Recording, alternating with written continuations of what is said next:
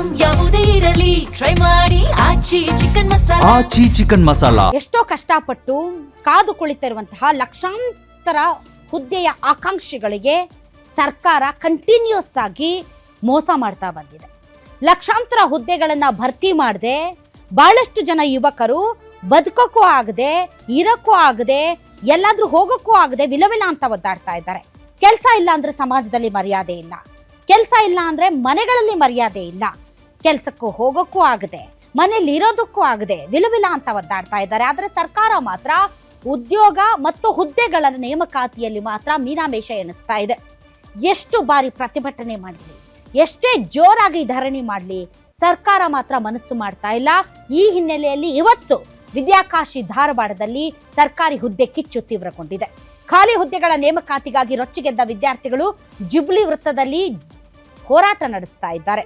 ಪ್ರತಿಭಟನಾ ಆಕ್ರೋಶ ಯಾವ ರೀತಿ ಇದೆ ಅಂತಂದ್ರೆ ಪೊಲೀಸರು ಮತ್ತು ತಹಶೀಲ್ದಾರಿಗೆ ಕಲ್ಲೇಟು ಬಿದ್ದಿದೆ.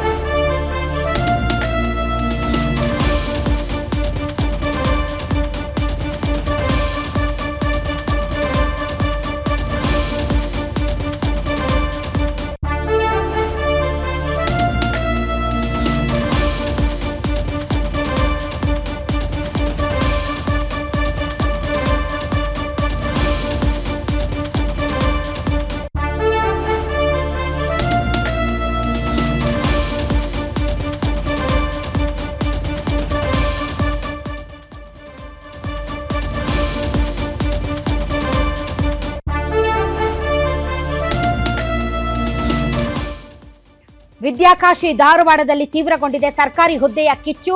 ಖಾಲಿ ಹುದ್ದೆಗಳ ನೇಮಕಾತಿಗಾಗಿ ರೊಚ್ಚಿಗೆದ್ದಿದ್ದಾರೆ ವಿದ್ಯಾರ್ಥಿಗಳು.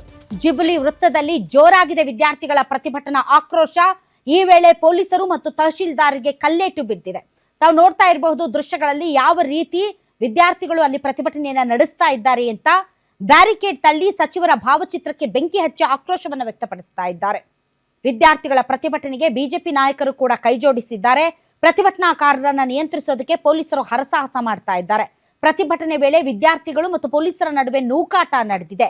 ಅಕ್ಸಾ ಸಂಘಟನೆಯ ನೇತೃತ್ವದಲ್ಲಿ ಈ ಪ್ರತಿಭಟನೆ ನಡೀತಾ ಇದೆ. ಬೆಳಗಾವಿ ಅಧಿವೇಶನ ನಡೀಬೇಕಾದ್ರೂ ಕೂಡ ಈ ರೀತಿ ಉದ್ಯೋಗಾಕಾಂಕ್ಷಿಗಳು ಪ್ರತಿಭಟನೆ ನಡೆಸೋದಕ್ಕೆ ಪರ್ಮಿಷನ್ ಕೇಳಿದ್ರು, ಆದ್ರೆ ಸರ್ಕಾರ ಪರ್ಮಿಷನ್ ಕೊಟ್ಟಿರಲಿಲ್ಲ. ಅಲ್ಲಿ ತಮ್ಮ ಮರ್ಯಾದೆ ಹೋಗುತ್ತೆ. ಒಂದು ವೇಳೆ ಲಕ್ಷಾಂತರ ಸಂಖ್ಯೆಯಲ್ಲಿ ವಿದ್ಯಾರ್ಥಿಗಳು ಬಂದು ಈ ರೀತಿ ಪ್ರತಿಭಟನೆಯನ್ನ ಮಾಡಿದ್ರೆ ರಾಜ್ಯ ಸರ್ಕಾರದ ಮರ್ಯಾದೆ ಮೂರ್ಖಾಸಿಗೆ ಹರಾಜಾಗುತ್ತೆ ಅಂತ ಗೊತ್ತಿರೋದಕ್ಕೆ ಬೆಳಗಾವಿ ಅಧಿವೇಶನದ ಸಂದರ್ಭದಲ್ಲಿ ಪ್ರತಿಭಟನೆಗೆ ಅವಕಾಶ ಕೊಟ್ಟಿರಲಿಲ್ಲ. ಆದ್ರೆ ಎಷ್ಟು ದಿನ ಅಂತ ಸುಮ್ಮನೆ ಇರ್ತಾರೆ ಯುವಕರು ಕೆಲಸ ಇಲ್ಲದೆ? ಸರ್ಕಾರಿ ಹುದ್ದೆಗಳಿಗೋಸ್ಕರ ಕಷ್ಟಪಟ್ಟು ಓದಿ ಈಗ ಆಗ ಯಾವಾಗ ಆಗುತ್ತೆ ಅಂತ ಕಾದು ಕುಳ್ತಿರೋರು, ಮನೆಯಲ್ಲಿ ತಂದೆ ತಾಯಿಗಳು ವೇಸ್ಟು ಅಂತ ಬೈದ್ರು ಬೈಸ್ಕೊಂಡು, ಸಮಾಜದಲ್ಲಿ ಇವನಿಗೆ ಕೆಲಸ ಇಲ್ಲ ಅಂತ ಹೀಯಾಳಿಸಿದ್ರು ಕೂಡ ಒಂದಾದ್ರೂ ಒಂದು ದಿನ ನಾನು ಸರ್ಕಾರಿ ಹುದ್ದೆ ತೆಗೆದುಕೊಳ್ತೀನಿ ಅಂತ ಕಾಯ್ತಾ ಇರುವಂತಹ ಲಕ್ಷಾಂತರ ಯುವಕರು ಇಲ್ಲಿಯವರೆಗೆ ಸರ್ಕಾರ ನೇಮಕಾತಿಗೆ ಮುಂದಾಗ್ತಾ ಇಲ್ಲ ಅಂತಂದ್ರೆ ಅವ್ರು ಏನ್ ಮಾಡ್ಬೇಕು? ಬೀದಿಗೆ ಬರ್ದೆ ಮತ್ತೇನ್ ಮಾಡ್ತಾರ ಅವರು? ನಿಮ್ಮ ಭಾಷಣಗಳನ್ನ ಕೇಳ್ಕೊಂಡು, ನಿಮ್ಮ ಆಶ್ವಾಸನೆಗಳನ್ನ ಕೇಳ್ಕೊಂಡು ಸುಮ್ನೆ ಮನೆಯಲ್ಲಿ ಇರಕ್ಕಾಗತ್ತಾ? ಮನೆಯಲ್ಲಿದ್ರೆ ಫ್ರೀ ಆಗಿ ತಂದೆ ತಾಯಿಗಳು ಊಟ ಹಾಕಲ್ಲ.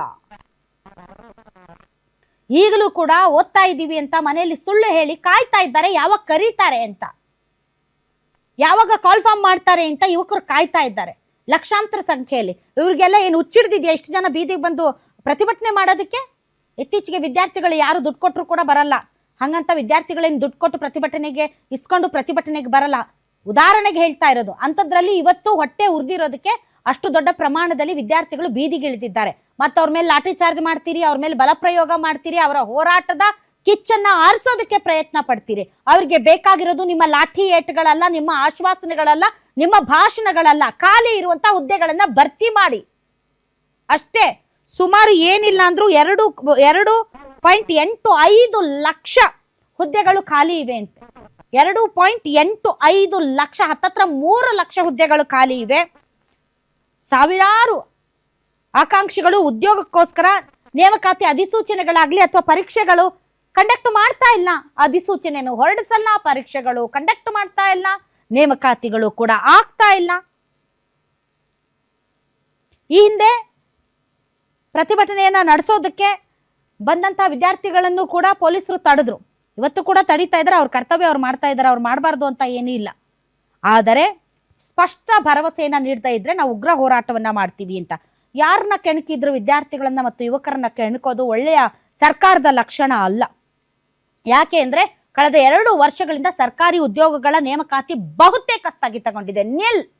ಯಾವುದೇ ಹುದ್ದೆಗಳನ್ನ ಭರ್ತಿ ಮಾಡಲಾಗ್ತಾ ಇಲ್ಲ. ಹಣಕಾಸಿನ ಮುಗ್ಗಟ್ಟಿದೆಯಾ ನಿಮಗೆ? ರಾಜ್ಯ ಸರ್ಕಾರಕ್ಕೆ ಆರ್ಥಿಕವಾಗಿ ತಾವು ಏನನ್ನು ನಿಭಾಯಿಸಕ್ಕಾಗದೇ ಇರುವಂತ ಪರಿಸ್ಥಿತಿ ಇದೆಯಾ ಗ್ಯಾರಂಟಿಗಳಿಂದ? ಅದಾದ್ರೂ ಹೇಳ್ಬಿಡಿ ಬಂದ್ಬಿಟ್ಟು, ದಯವಿಟ್ಟು ಯುವಕರೇ ನಮ್ಮನ್ನು ಕ್ಷಮಿಸ್ಬಿಡಿ, ನಮ್ಮ ಹತ್ರ ದುಡ್ಡಿಲ್ಲ, ನಾವು ಹೊಸ ಅಪಾಯಿಂಟ್ಮೆಂಟ್ಗಳನ್ನ ಮಾಡ್ಕೊಳಕ್ಕೆ ನಮ್ಮ ಕೈಯಲ್ಲಿ ಯೋಗ್ಯತೆ ಇಲ್ಲ, ನಮ್ಗೆ ಹಣಕಾಸು ಮುಗ್ಗಟ್ಟು ಇದೆ, ಹಾಗಾಗಿ ಈ ಹಣಕಾಸು ಮುಗ್ಗಟ್ಟಿನಿಂದಾಗಿ ನಾವು ನೇಮಕಾತಿಗಳನ್ನ ಮಾಡ್ಕೊಳ್ಳೋದಕ್ಕೆ ಸಾಧ್ಯ ಆಗ್ತಾ ಇಲ್ಲ ಅಂತ ಅದನ್ನಾದ್ರೂ ಹೇಳಿ. ಕೇವಲ ಮೀಸಲಾತಿ ಅದು ಇದು ಅಂತ ಹೇಳಿ ಯುವಕರ ಒಂದು ಅವರ ಭವಿಷ್ಯದ ಜೊತೆ ಚೆಲ್ಲಾಟ ಆಡೋದು ಒಳ್ಳೇದಲ್ಲ.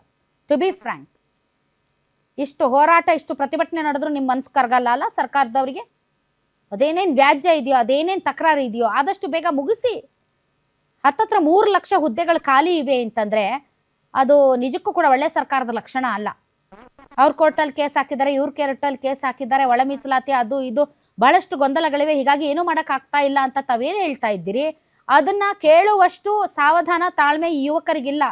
ಯಾಕೆಂದ್ರೆ ಏಜು ಡಿಬಾರ್ ಆಗ್ತಾ ಇದ್ದಾರೆ, ಅವರೆಲ್ಲ ಏಜ್ ಲಿಮಿಟ್ ಕ್ರಾಸ್ ಆಗ್ತಾ ಇದ್ದಾರೆ. ಅಥವಾ ನೀವು ಒಂದಿಷ್ಟು ಎಕ್ಸ್ಟೆನ್ಷನ್ ಮಾಡಿ ಏಜ್ನ. ಈಗೇನೋ ಹೇಳ್ತಾ ಇದ್ರೆ ಮಾಡ್ತಿದ್ದೀವಿ ಅಂತ, ಬಟ್ ಇನ್ನೂ ಎಕ್ಸ್ಟೆನ್ಷನ್ ಮಾಡಬೇಕು ನೀವು. ಇಲ್ಲದೆ ಇದ್ರೆ ಪಾಪ ಈ ಮಕ್ಕಳು ಎಲ್ಲೋಗ್ಬೇಕು ಈ ಯುವಕರು? ಇನ್ನೊಂದು ತಿಂಗಳಿಗೋ 2 ತಿಂಗಳಿಗೋ ನೀವು ಏನು ಕಟ್ ಆಫ್ ಏಜ್ ಲಿಮಿಟ್ ಹಾಕಿದ್ದೀರೋ ಅದು ಕ್ರಾಸ್ ಆಗ್ತಾರೆ, ಅವಾಗ ಏನು ಮಾಡ್ಬೇಕು ಅವರು? ಸೊ ದಯವಿಟ್ಟು ಸರ್ಕಾರದವರು ಇಂತಹ ವಿಚಾರಗಳಲ್ಲಿ ಸೂಕ್ಷ್ಮತೆಯನ್ನು ಪ್ರದರ್ಶನ ಮಾಡಬೇಕು. ಯಾಕೆಂದ್ರೆ ಇದು ಈ ರಾಜ್ಯದ ಭವಿಷ್ಯದ ಪ್ರಶ್ನೆ.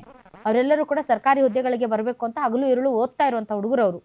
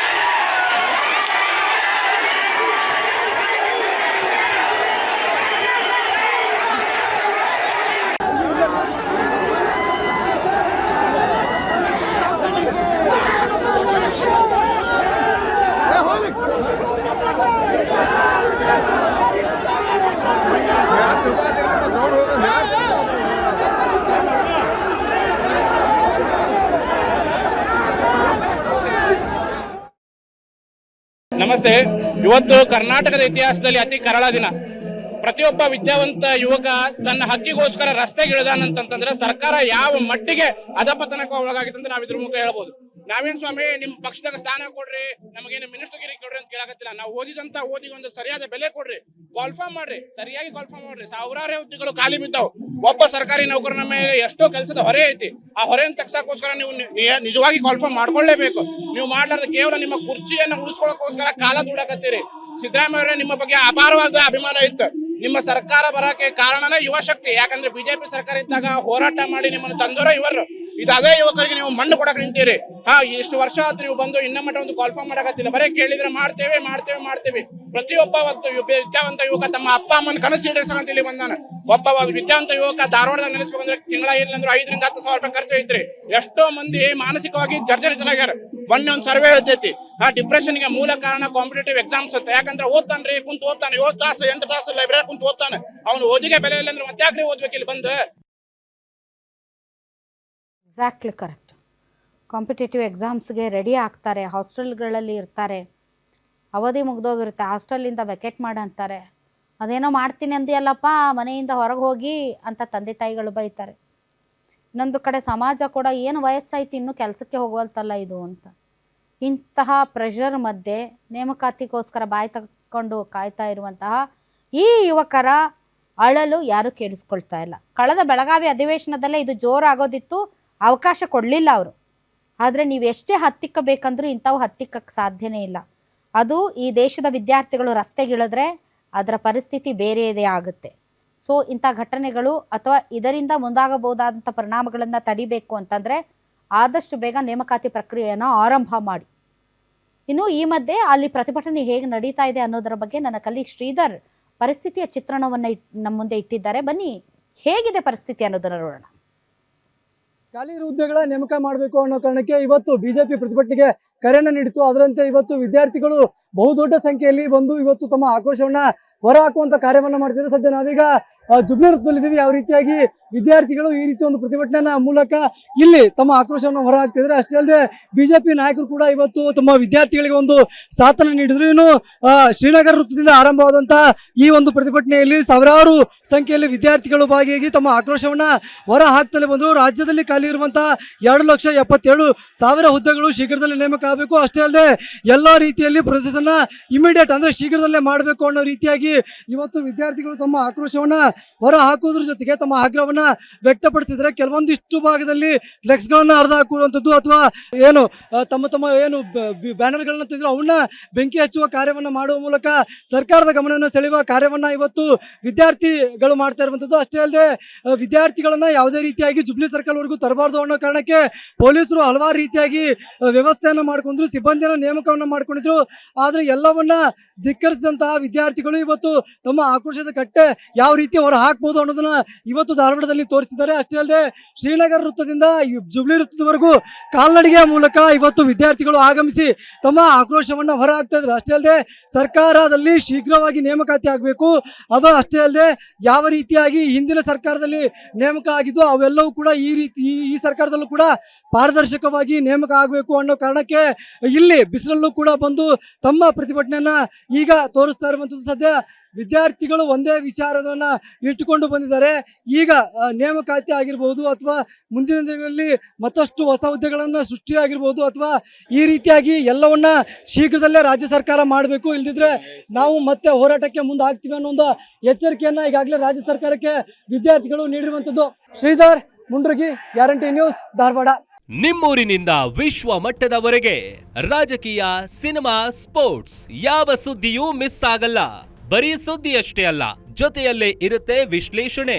ಗ್ಯಾರಂಟಿ ನ್ಯೂಸ್ ನ ಸಬ್ಸ್ಕ್ರೈಬ್ ಮಾಡಿ, ಫಾಲೋ ಮಾಡಿ, ಕ್ಷಣ ಕ್ಷಣದ ಅಪ್ಡೇಟ್ಸ್ ಪಡೆಯಿರಿ.